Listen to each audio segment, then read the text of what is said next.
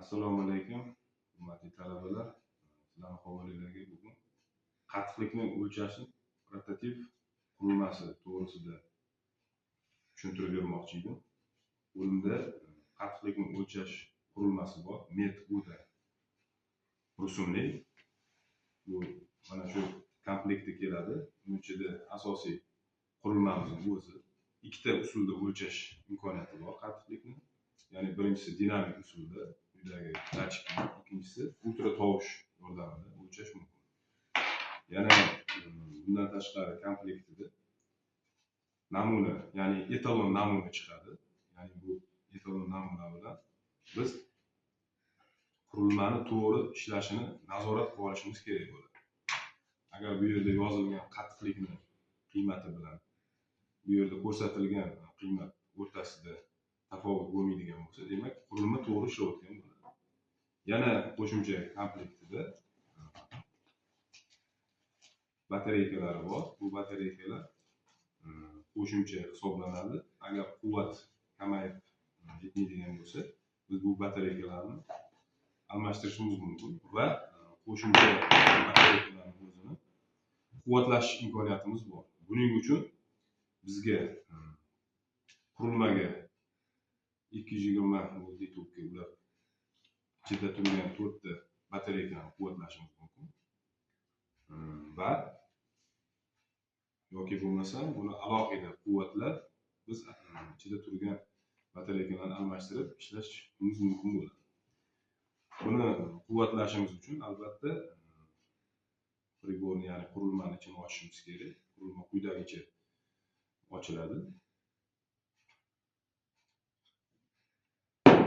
Komplekt ichida maxsus kaliti bor. Ya'ni shestigramlik deymiz, 6 qirrali kaliti bor. 6 qirrali kalit bilan qurilmani ochamiz.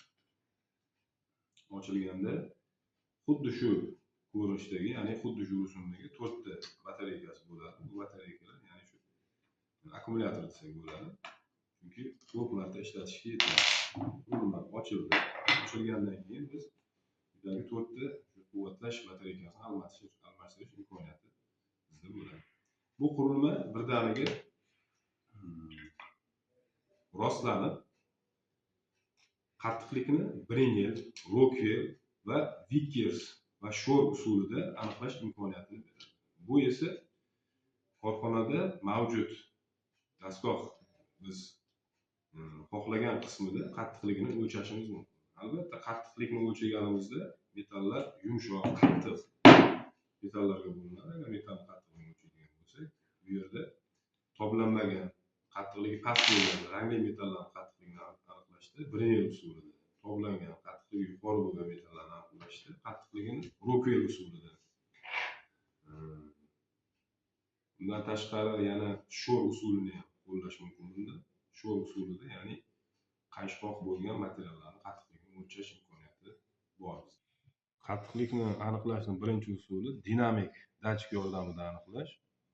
Bunda dinamik datchik o'rnatilgan. Dinamik datchikda uchida po'lat sharchasi bor. Po'lat sharchani tayyorlash uchun u ishga tushiriladi, datchik ishga tushirildi. Uning uchun tepadagi turgan qopqoq bosilinishi kerak. Bosilgandan keyin buni namunaga ta'sir qildirib tepadagi turgan nuqta knopkani bosishimiz kerak bo'ladi. Va bu yerda qattiqligi to'g'ridan to'g'ri ekranda, qurilma ekranida ko'rsatadi.